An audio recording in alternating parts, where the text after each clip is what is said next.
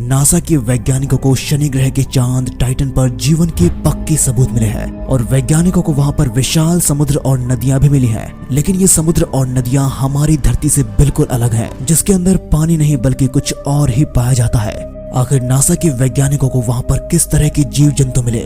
दोस्तों, बहुत सारे लोग ये मानते हैं कि पूरे ब्रह्मांड में केवल हम ही अकेले हैं और किसी दूसरे ग्रह पर जीवन है ही नहीं। लेकिन वैज्ञानिक हमेशा ऐसी बातों को नकारते हुए आए हैं। वैज्ञानिकों ने अपनी खोज के दौरान हमारे ब्रह्मांड में ऐसे कई ग्रहों को पाया है जिनका एनवायरनमेंट हमारी पृथ्वी से काफी हद तक मिलता जुलता है। लेकिन समस्या ये है कि ये ग्रह हमारी पृथ्वी से काफी ज्यादा दूरी पर पाए जाते हैं, जहां आज की टेक्नोलॉजी से पहुंच पाना नामुमकिन है। लेकिन आज हम जिस ग्रह की बात करेंगे वो कहीं और नहीं बल्कि हमारे ही सौर मंडल में पाया जाता है और इसका वातावरण भी हमारे पृथ्वी से काफी हद तक मिलता जुलता है।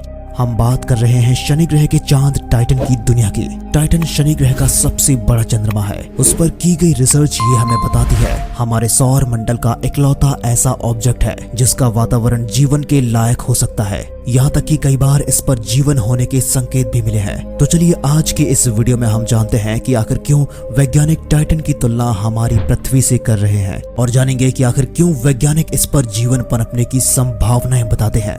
दोस्तों, टाइटन हमारे सौर मंडल का दूसरा सबसे बड़ा चांद है और साथ ही इस चांद पर कुछ ऐसे संकेत देखने को मिलते हैं जिसे देखकर कई वैज्ञानिक ये मानते हैं कि शायद टाइटन पर जीवन पनपता है। आखिर वैज्ञानिकों को ऐसा क्यों लगता है? दरअसल हमारे सौर मंडल में पृथ्वी को छोड़कर टाइटन ही एकमात्र ऐसा पिंड है जहां वो सभी चीजें मौजूद हैं जो जीवन को पैदा होने के लिए चाहिए होती हैं, जैसे पानी, हाइड्रोजन, नाइट्रोजन और मीथेन। क्योंकि इन्हीं रिसोर्सेज से पृथ्वी पर भी जीवन की शुरुआत हुई थी। अब सवाल आता है कि जब टाइटन पर ये सारी चीजें मौजूद हैं, तो क्या वहां पर अभी किसी तरह का जीवन मौजूद है? तो इसी सवाल के साथ 1974 में वैज्ञानिकों की एक टीम ने मिलकर टाइटन पर रिसर्च करना शुरू कर दिया था और रिसर्च के दौरान कई वैज्ञानिकों ने इस पर घने वातावरण मौजूद होने का दावा किया है और इस दौरान कई वैज्ञानिकों का ये भी मानना था कि इस पर किसी तरह की हलचल हो रही है। जिसके बाद इसकी सरफेस को करीब से देखने के लिए और यहाँ पर जीवन की तलाश के लिए 15 अक्टूबर 1997 में नासा ने हाइगन प्रोब को टाइटन पर स्टडी करने के लिए भेजा था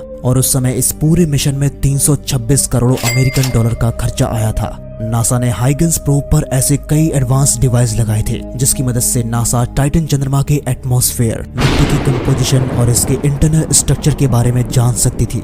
इस अंतरिक्ष यान को पृथ्वी से टाइटन तक पहुंचने के लिए 8 सालों का वक्त लगा था और जैसे ही हाइगन्स प्रोब ने टाइटन के एटमॉस्फेयर में प्रवेश किया तो इसके डिवाइसेस को कई अलग अलग तरह की फ्रीक्वेंसीज सुनाई देने लगी। शुरुआत में तो वैज्ञानिकों ने इन फ्रीक्वेंसीज को प्रोब में आई टेक्निकल कमी समझा था, लेकिन जब बाद में रिसर्च की गई तो पता चला ये सभी फ्रीक्वेंसीज टाइटन ग्रह पर वातावरण की वजह से पैदा हुई थी, जिसके प्रेशर को हाइगन्स प्रोब झेल नहीं पाया था। लेकिन बाद में कई वैज्ञानिकों ने यह भी दावा किया था कि ये अजीब फ्रीक्वेंसी टाइटन के एटमॉस्फेयर के कारण नहीं बल्कि इसके पीछे कुछ और ही वजह थी जिसे शायद नासा इंसानों से छुपा रही है। जब इसकी एटमॉस्फेयर को पार करते हुए हाइगन्स प्रोब टाइटन ग्रह की सरफेस पर पहुंचा और तब इसकी असली रिसर्च शुरू हुई, जहां पर इसने टाइटन की मिट्टी के कई सैंपल्स लिए और उनकी केमिकल कंपोजिशन को देखा।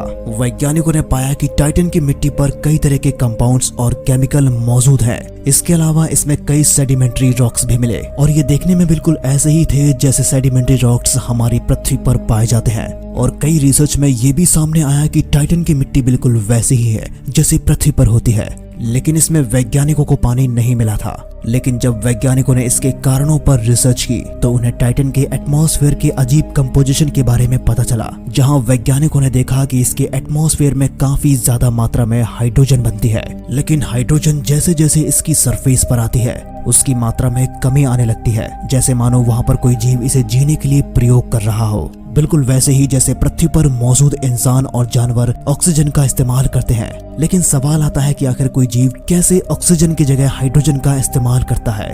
लेकिन दोस्तों, ये काफी सामान्य है क्योंकि हमारे ही पृथ्वी पर ऐसे कई जीव जंतु और बैक्टीरियाज पाए जाते हैं जो कि हाइड्रोजन गैस को कंज्यूम करते हैं। इसलिए वैज्ञानिकों का ये मानना है कि टाइटन चंद्रमा के एटमॉस्फेयर में हाइड्रोजन की लगातार कमी का होना वहां पर मौजूद किसी जीव की वजह से हो सकता है।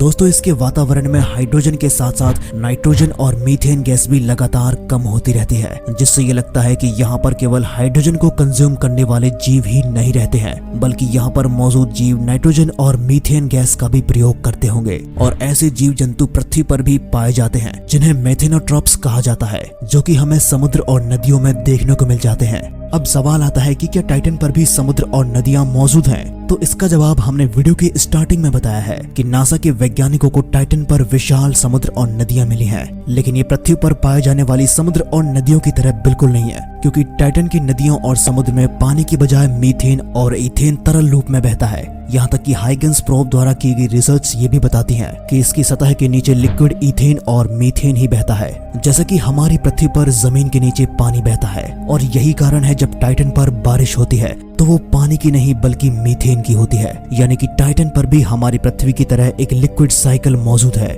लेकिन फर्क सिर्फ इतना है कि वहाँ पर पानी की जगह मीथेन होता है। Cryo volcano eruption. दोस्तों आपने पृथ्वी पर आग उगलने वाले ज्वालामुखी के बारे में तो जरूर सुना होगा, लेकिन टाइटन पर मौजूद ज्वालामुखी अपने अंदर से जमी हुई बर्फ अमोनिया और मीथेन को बाहर फेंकते हैं। और इस बात से ये जाहिर होता है कि इसकी जमीन के नीचे अमोनिया और मीथेन लिक्विड के रूप में मौजूद है, जहाँ पर कई प्रकार के सूक्ष्म जीव पनप सकते हैं। लेकिन दोस्तों क्या हम ये कह सकते हैं कि टाइटन पर कोई जीवन मौजूद है? तो पक्के तौर पर कह पाना ये काफी मुश्किल है, क्योंकि टाइटन चंद्रमा पर मौजूद वातावरण और रिसोर्सेज इस बात का संकेत देते हैं कि वहाँ पर किसी तरह की माइक्रो लाइफ या फिर जीवन मौजूद होना चाहिए। लेकिन अभी तक यहाँ पर किसी भी तरह के जीवन होने का सबूत नहीं मिला है, या फिर हमने यहाँ पर अभी तक सही से खोज नहीं कर पाई है। आपने अभी तक ये जाना कि टाइटन चंद्रमा पर बहुत सारे रिसोर्सेज मौजूद हैं जो कि जीवन के लिए काफी आवश्यक हैं। लेकिन आपके मन में ये अभी भी सवाल होगा कि जब टाइटन चंद्रमा पर इतने सारे रिसोर्सेज मौजूद हैं, तो फिर वैज्ञानिक मंगल ग्रह की बजाय टाइटन चंद्रमा पर इंसानी बस्ती बनाने के बारे में क्यों नहीं सोचते हैं?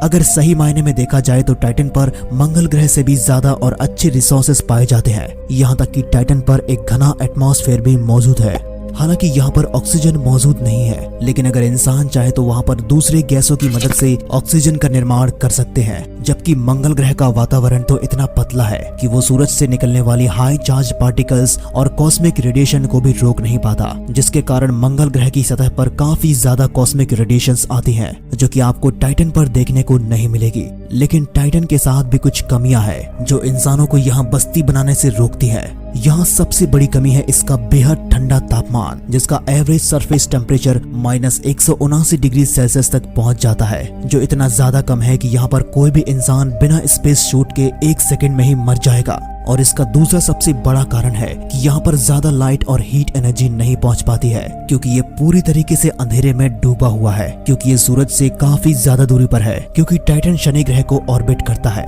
और शनि ग्रह हमारे सौर मंडल में 6ठे स्थान पर आता है, जो कि सूरज से तकरीबन 9.5 एस्ट्रोनॉमिकल यूनिट की दूरी पर है।